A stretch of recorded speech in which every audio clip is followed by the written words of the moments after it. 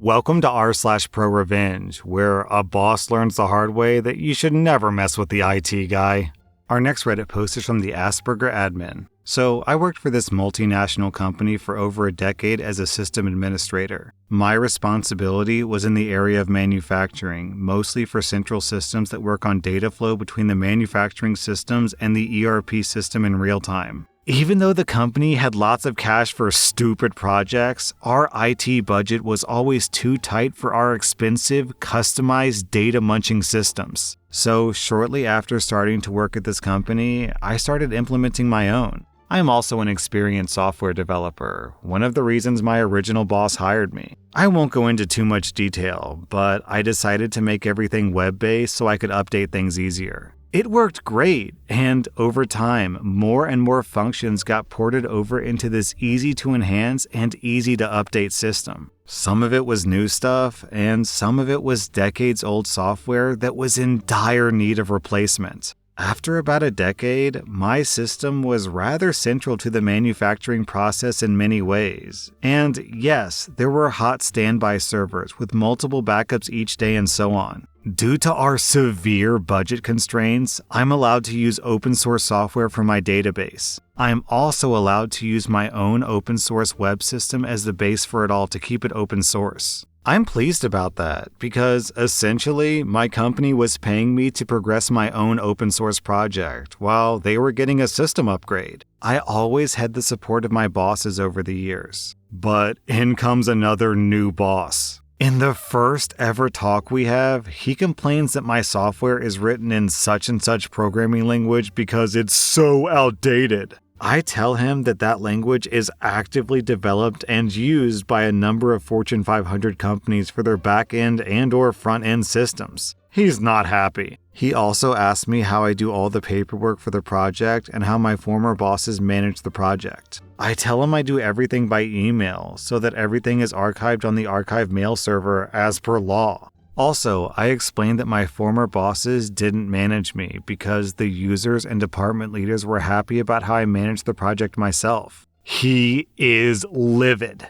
A few weeks later, my boss accuses me that my work is a separate company within our company and it has to stop. And it doesn't matter if the whole company approves of my work and speaks highly of me. He wants me to do much more completely useless paperwork, get approval for every small change or bug fix from 2 people, and is generally a dick when it comes to my work. He also loudly complains that I work alone on my projects and that I try to ruin the company by doing so. And by the way, I've been asking every month for 10 years to be able to hire an assistant, but I've been denied every time. You have to understand, I have Asperger's and I'm generally not good with dealing with this stuff. But so far, I always managed. This day was the first day ever that I left early, crying my eyes out in nearly 25 years of work. More bullying follows, and over the next year, my boss starts taking away all of my duties, one at a time. This results in me not always making my 40 hours of work per week. You can only read Reddit so much per day before you start going insane. Yep, can confirm. Now, after everything's over, I realize that this was his main tactic after all, to get me fired for now working as long as my coworkers. But it just didn't click with me at the time because nothing like that has ever happened to me. My boss forces me to train my backup near the end of February. I only have 1 day to train him. He's very young and inexperienced, and I complained to my boss that I have to teach him over a decade of software development and knowledge about company rules and processes. He also doesn't know the programming language. The next day, after having to attend an expensive 1-hour training course, HR calls me in and tells me it's my last day of work. I don't get the usual 90-day notice. It's just my last day.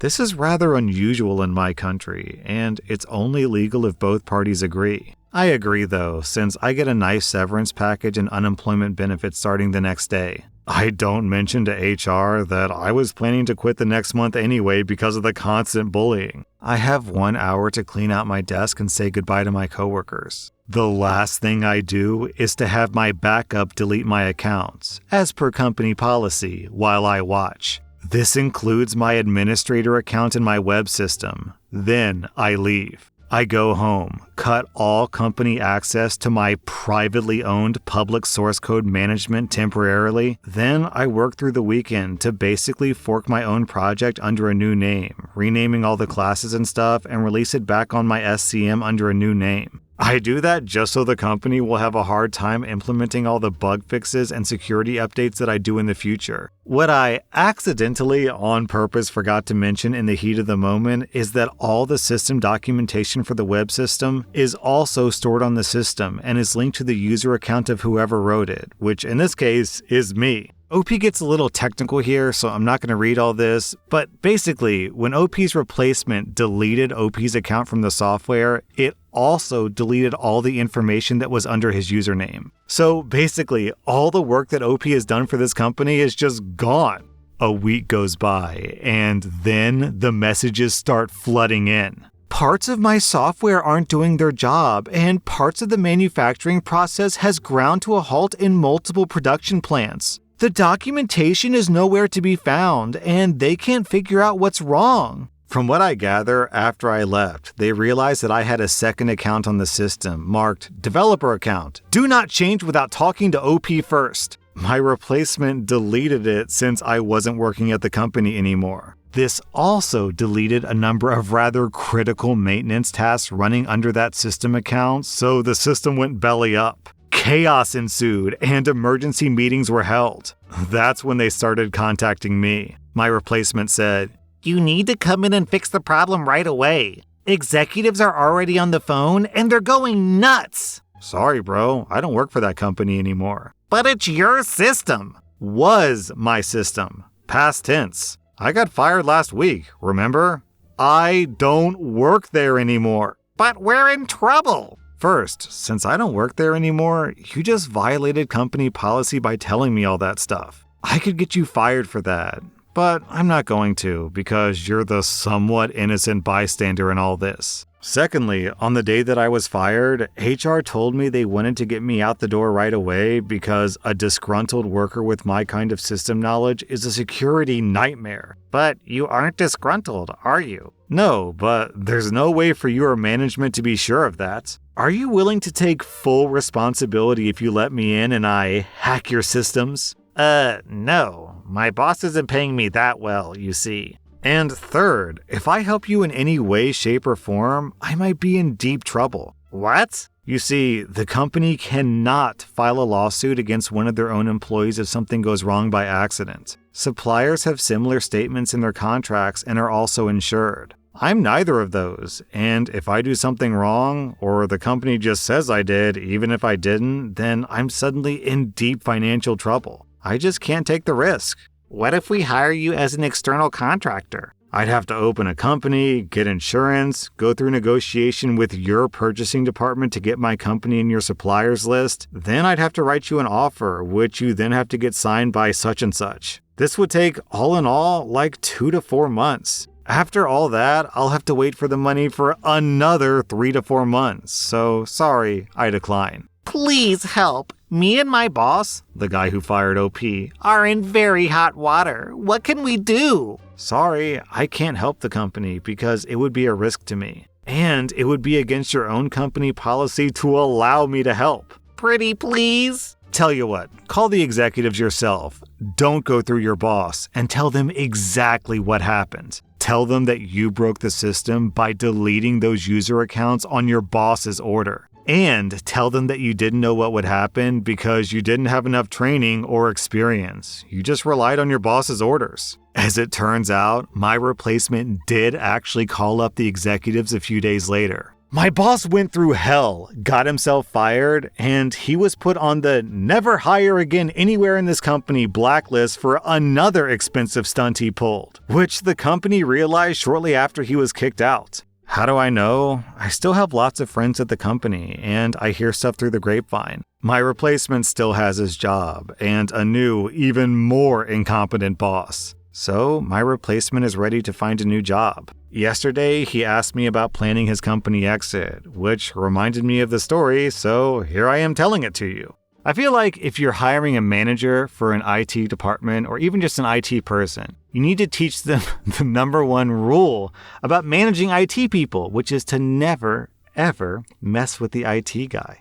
Our next Reddit post is from a bunch of numbers. My twin brother, who's 25, has been with his wife since we were 15, and they've been married for the last year. Since day one, my sister-in-law has not been a fan of my family. She and my brother met doing the same after-school club, a club that my best friend happened to also be in. My friend told me that my sister-in-law always complained about my family. My mother, my father, and me, and how we all treated her terribly, though when we asked her, she would never go into detail, because there was no detail. In fact, for the first few years of their relationship, my sister-in-law was the daughter that my mother wished she'd had. My sister-in-law seemed happy enough to be around us, and my parents always made sure to include her on family occasions such as birthdays. Since we were all 15 and moody teenagers, we just thought that she was being dramatic. The years go by, and my brother and sister-in-law stay together even though they go to universities 150 miles apart. Then they move in together at about the 6-year mark of their relationship.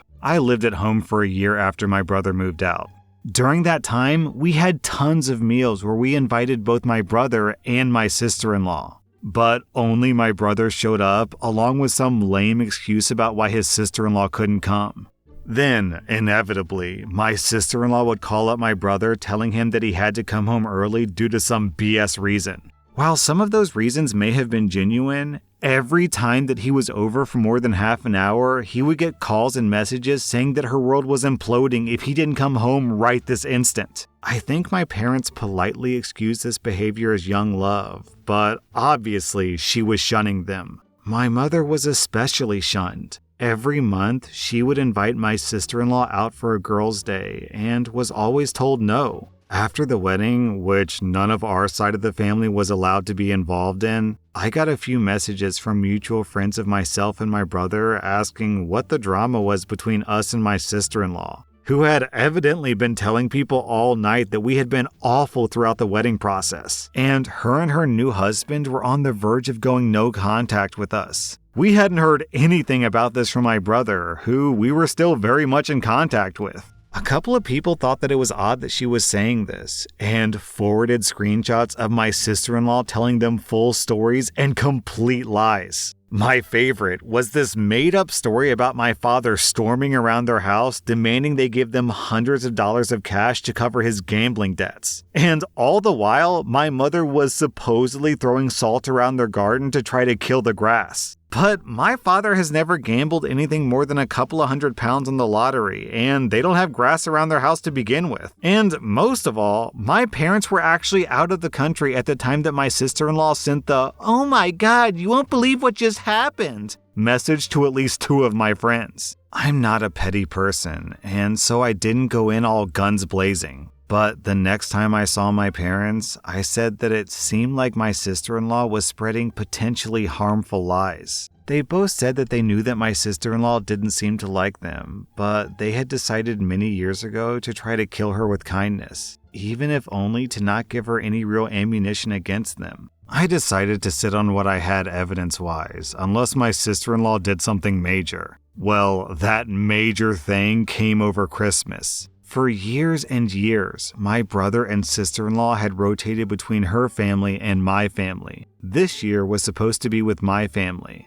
They live in the same town as both of their families, so it wouldn't be a massive journey for anyone to go anywhere. So we get there bright and early on Christmas Day to find my brother alone. I ask where my sister-in-law is, and I'm told that she's having a family emergency, but she'll be over before the meal. I've got no issues there, family emergency or not. We all start prepping the meal, and my brother's phone is ringing the whole time. He stops answering for a period of time. Then he takes one particularly long call that he goes outside for. He confirms that it's his sister-in-law. However, he says that it's just her phone messing up and constantly calling the last number on the call list. A bit of a lame excuse, but whatever. The ringing eventually stops. By this point, my brother's off playing with one of my dad's old cars, and everything's in the oven, so we chill out for a while, and we look at social media at all the cheesy Christmas present posts. Me and my partner are just scrolling away looking at friends' presents when my partner's screen comes up with a post by my sister-in-law into a Facebook group called something like Murderous Mother-in-Law Support Group that had only been posted like 5 minutes before. We later assumed that most of us were blocked from seeing our sister-in-law's posts, but she had accidentally let my partner slip through the net. The post said something like,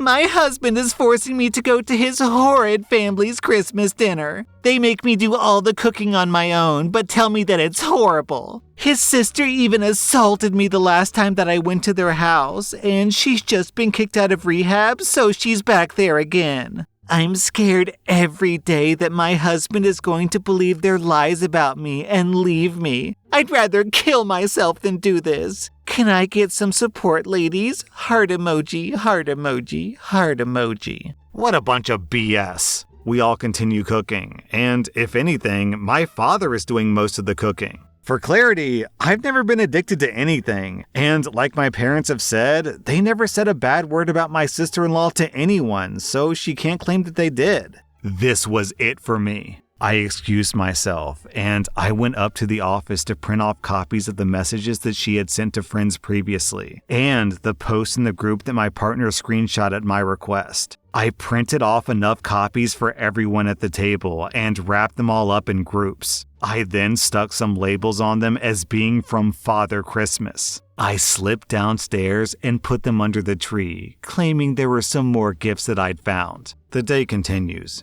My sister-in-law arrives and apologizes for the delay. Everyone says it's not a problem, and the food gets cooked, served, and eaten. We've always opened presents after lunch, so everyone gets set up with each other's presents, as well as the mystery Father Christmas present that everyone seemed to get. Someone eventually opens a Father Christmas present and starts to read, before asking my sister-in-law what she means by us being a horrid family. My parents, brother, and sister-in-law all quickly open theirs and read them through. My sister-in-law goes white as a sheet and starts asking who did this. But my brother tells her that she brought this on herself and that she's gone too far. My parents say nothing to anyone, and eventually my sister-in-law excuses herself. My brother said that since the day they started dating, she decided that our family hates her, and she spent years trying to prove it, ranging from the order their names are written in cards to the number of potatoes she served at a meal. She obviously has no evidence because there is none. My brother had no clue about the messages or Facebook groups, but expected there to be many more. He decided to leave, apologized to us, and contacted us about half an hour later saying they were both at home and stable, since the "kill myself" part of the post worried my mother especially. I kept quiet about my role in this until everyone else had left. My mother suspected that it was me, but said that she was happy that this would actually be out in the open. I apologized profusely for ruining the day before we left. None of this was my finest moment, which I'm sure some of you reading will agree with. My brother has been in contact with my parents and me to further apologize for everything my sister-in-law has said and done. And he said that he's not going to make any rash decisions yet, but they need to sit and talk about everything. At first, I thought your sister-in-law was just mean and petty, but after reading this whole story, I think she needs professional help. Normally, I would just think that she's trying to lie and manipulate her husband because she just doesn't want to spend time with you, but she's making these posts to a support group, which no one will see. This is purely for her own benefit. So, does she believe it? Does she like create lies and then believe her lies? Yo, something's wrong here. Something's wrong with this woman. I hope your brother manages to escape her because she's some weird combination of abusive, toxic, and mentally disturbed. That was rSlash_Prorevenge, and if you like this content, check out my podcast where I publish the exact same episodes. Also, hit that subscribe button because I put out new Reddit videos every single day.